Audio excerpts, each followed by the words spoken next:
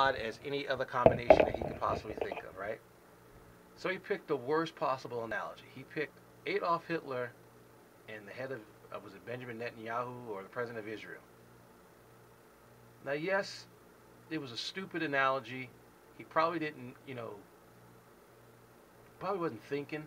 And then when Fox tried to get him to back off the statement, he was like, he didn't want to back off the statement. He wanted to, oh no, they're the enemy, and whatever. Not realizing or thinking that his statement was offensive. He thought he was just trying to make just a really bad analogy.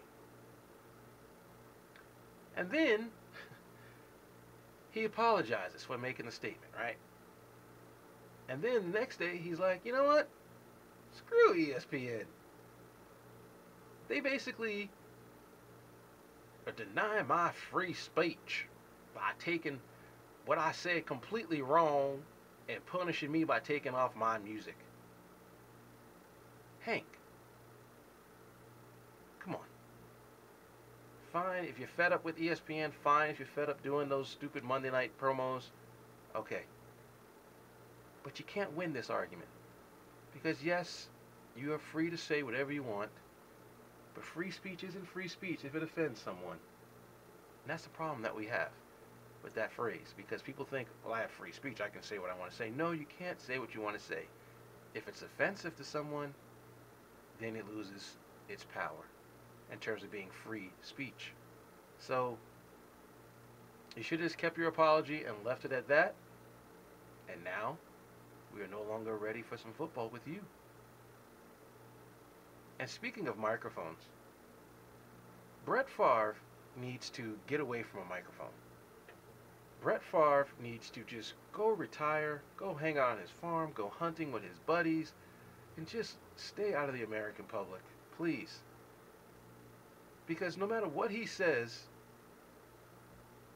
he's going to be criticized for saying anything. He made a statement this week about Aaron Rodgers and saying how he felt that Aaron Rodgers kind of lucked out into a situation and felt that basically Aaron Rodgers should have won a Super Bowl sooner.